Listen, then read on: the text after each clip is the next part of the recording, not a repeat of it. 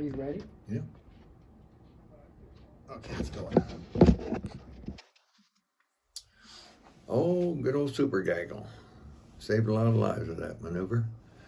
But the way it happened was, this was early 68.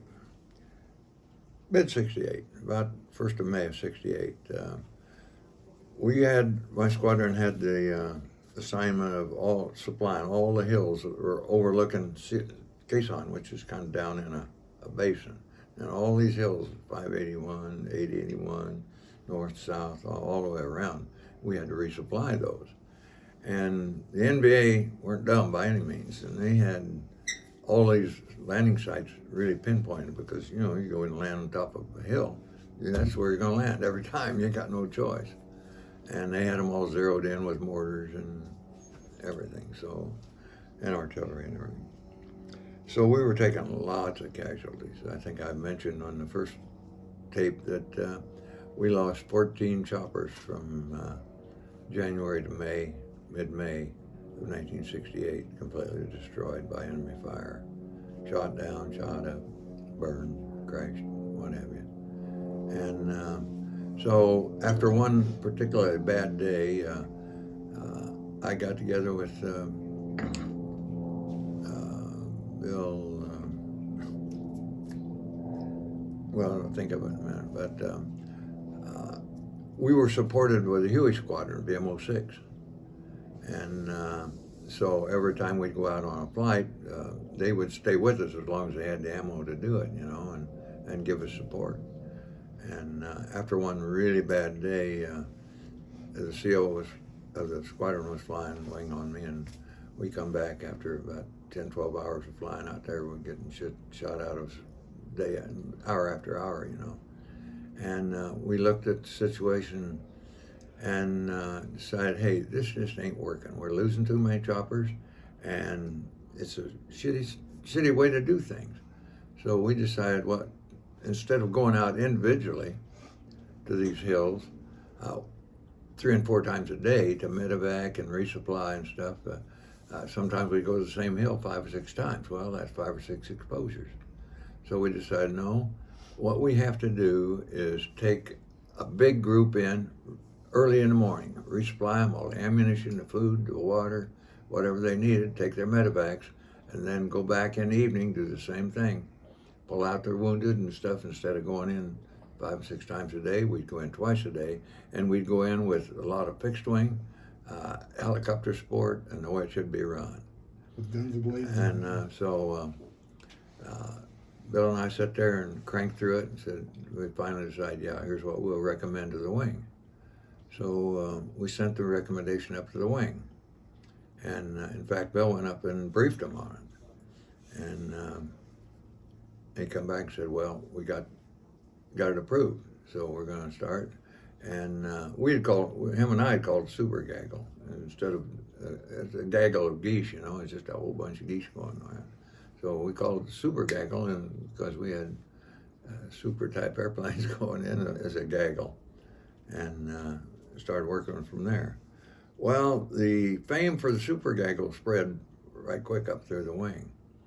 And the wing operations officer and one of the generals claimed that they conceived it, Oh, hell. That's the exact word they said. We conceived this idea. They didn't conceive anything. They just took exactly what we told them we should be doing and said, okay, do it. They approved it. They didn't conceive anything. So anyhow, it worked a lot better that way, and it it felt a lot more secure. Immediate improvements. Because you had the Huey gunships down, you had the fixed wing coming in, and we knew kind of where their positions were, their artillery and what have you, and so it was a lot safer that way. Probably only so many places they could shoot from. Yeah. They could set up their artillery and stuff, but after the first shot, we'd have them Pegged and then wipe them out. Yeah. Good deal. So Super Gaggle worked out really, really well for us. Something the generals came up with, right? Yeah. So did other squadrons do the same thing? In Well, different parts we had 262 there as the first one, and I was augmented with 364, some of their choppers, because we were taking 12 at a time into these zones, and we couldn't support that many. We couldn't get that many up and running. So we'd go in, we'd get some of theirs and some of ours to go. But one thing, some of the guys I've met when we've talked about this would say they would go look to see who they were flying with or whatever, and when they saw they were with Althoff, a relief, because they knew he'd bring them back. Well, first thing was scared shitless. Oh no, we're flying with Althoff. Oh crap, that's not a milk run. So another part of that earlier you were talking about at the end of your tour, about coming back to Arizona.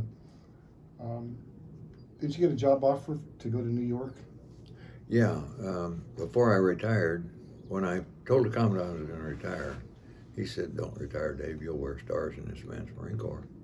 No doubt about it." I said, "Well, I might wear stars, but I won't have a family, and I'll be working for politicians, and etc. And I just don't want to do that."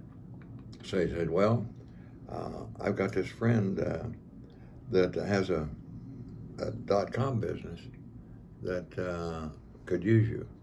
So he introduced me to Ross Perot. Who? Ross Perot. Ross Perot, yeah. He introduced me to Ross Perot, and Ross came to visit me 2 or 3 times, wanting me to go to work for him. And he was saying, "Your office will be #1 Wall Street." And I said, "Oh, joy." Gee, I wish we would have lived in New York. Yeah, wouldn't that been better? Yeah. Oh, boy. Thank you. I could spend 4 hours a day driving back and forth to my job and stuff. But Man. so after a while, I looked at that and said, "No, I just didn't go back to Arizona and be a little realtor back there."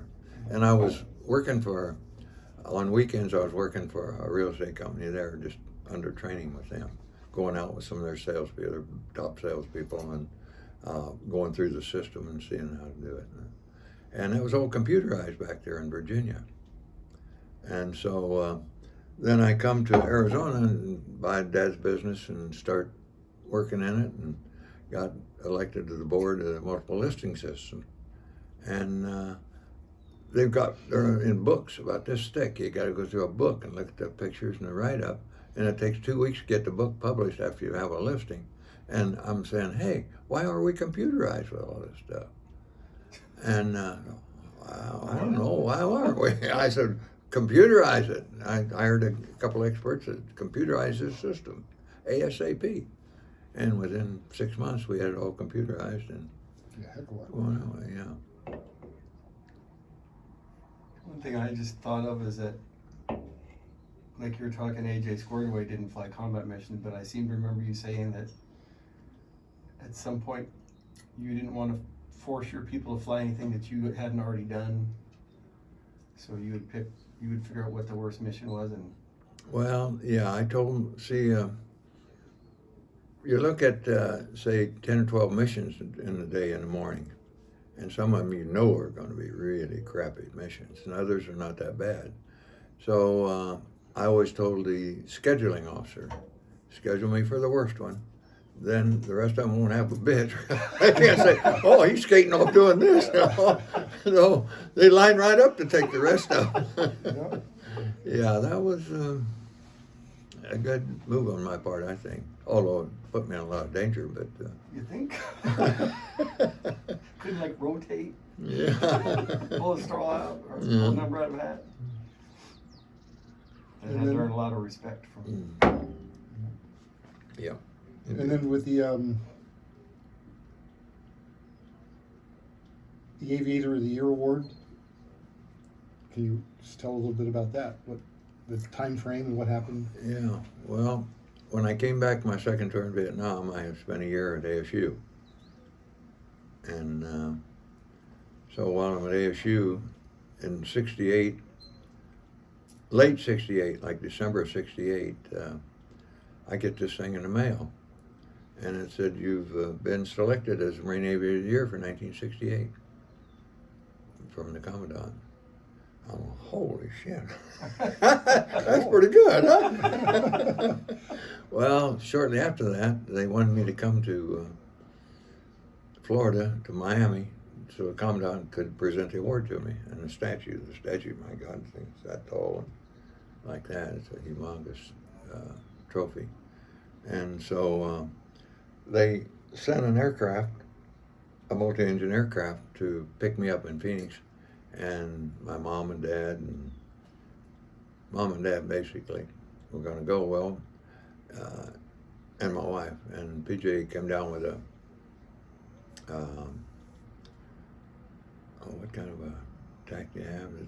They removed a gallbladder tack, and she couldn't go, and so mom and dad went with me. And now I hadn't told the folks much about anything about all this. They knew kind of that I was flying combat and stuff like that, but I didn't tell them a hell of a lot. And when we got there, there were several guys from the squadron were there too. And so they started talking to my folks. My dad come to me one night and he said, David, is it true what the hell they're saying about you? I said, well, it depends on what they're saying, but I hope it is true. And one of the guys that talked to him said, hey, I know the guy was shot down 10 times. And that made my dad cry. He was just broken up over that. And I said, no, Dad. Most I was shot down was probably 4 or 5 times. Oh, is that all? Like, holy shit. Helicopter, yeah. I shot up hundreds of times, but shot down only 4 times. That I kept track of. So. But you never got the Then, never got the Purple Heart for Nope. being injured? No, that's another coincidence thing, you know. All the holes that go near that chopper, and I told you last time about taking 8 of them, right? Right over your head? 6 inches, 8 inches over above my head, and just luck, I guess. Luck of the draw. Thank God. Yeah. And then there was a publicity tour. They send you all over the place on the Ed Sullivan Show, and Yeah. After I was named Marine Aviator of the Year, Boeing aircraft, which made the CH-46 that I was flying, called me back to the plant to talk to their engineers to see where they could make the chopper a lot safer. Wow. So I spent a week with their engineers at in New Jersey somewhere. I can't remember where their plant is now, but just talking to them about every system in there. And every time I knew that one of them was damaged and was critical, and so I showed them where they should put some armor plate around the hydraulic lines and the control lines and the engine panels and things like this. And boy, they got right on it. You talk about. I'm surprised they never talked to anybody about that stuff when they were designing that thing from the beginning. Well, they didn't know how much was going to be used and how much was going to be. How many rounds did Shot they Yeah, go through it? like they didn't know the volume of fire that thing was going to take.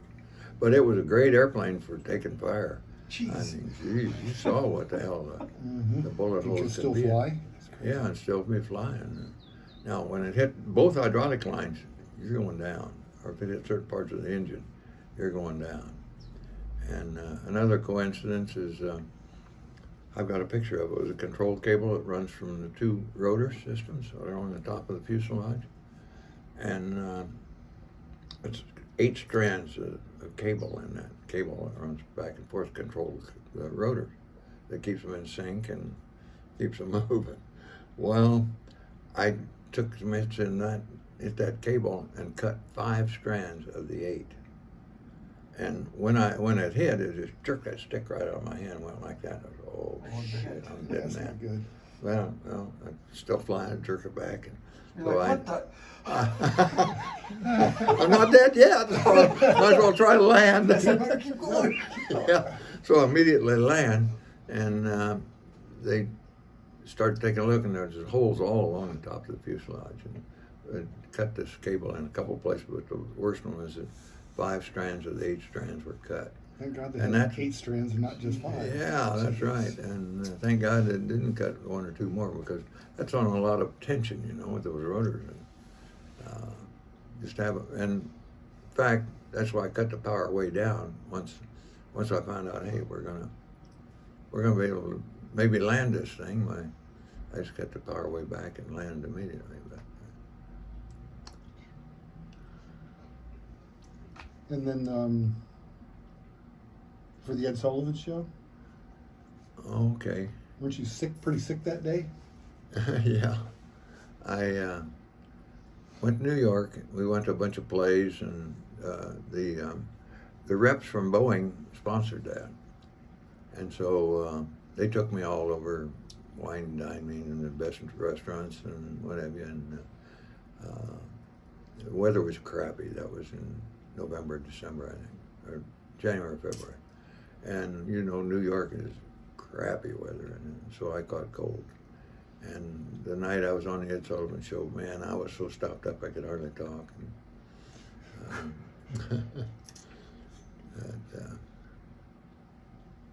And then the Larry King interview, didn't you do an interview with Larry King? yeah, Larry was kind of a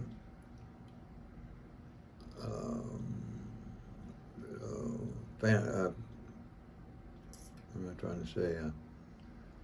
A braggart and wanted to make a name for himself. And So this was me. early in Larry's Yeah, career? early in his career, and he was being as sarcastic in some ways as he could be, and talking about the Marine Corps traditions and stuff like that. And I said, well, Larry, I'm here alive today because of Marine Corps traditions. And the guys supported me tooth and toenail, and I supported them. That's the way it is. But that wasn't all that pleasant an interview. He was probing, and I was getting back kind of skittish to what I was going to say because it was being taped and broadcast around the How they're world. gonna cut it up. Yeah.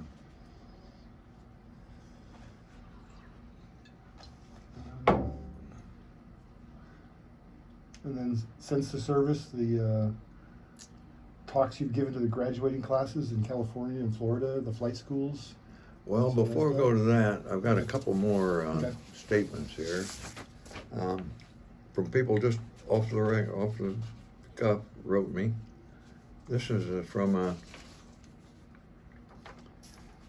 Jeff Sokol, a patrol leader for one of the rescues I made there. It was just a normal, everyday type rescue, but you want to read that? Yeah, okay. And this is from Jeff Savelcool? Yeah. Savelcool? Close enough. Okay, it says, hi Dave, this is a tribute to your bravery. Today, June 30th, marks the 33rd anniversary of the Team Stryker crash. It is the day I set aside to remember my teammates, lost and never recovered, still resting on that hillside and land far away. To thank from the bottom of my heart the brave men who put their lives on the line to extract us. We were wounded, helpless, and defenseless. You stayed on station under heavy fire till you had us all out. That act of courage saved our lives. For that I'm eternally grateful. The area was crawling with NVA. You could have waved off. You didn't. Capital letters, thank you, Dave Althoff. I would ask you all to take just a moment of your time to reflect back on Team Stryker, say a few words for our lost brothers and their families, and to ask for success for those who are at this moment at our crash site looking for my teammates. Today I'll fly the Tin Buzzard over and spend the day with the Allen family. We will talk of Merrill. We will remember Team Stryker. It will be a good day. Semper Fidelis, my brothers. You will never be forgotten. Jeff Savelcool, Stryker. And I don't even remember the hop. One of many. Those with that. Let you keep those. Taking a break here for a second. Okay.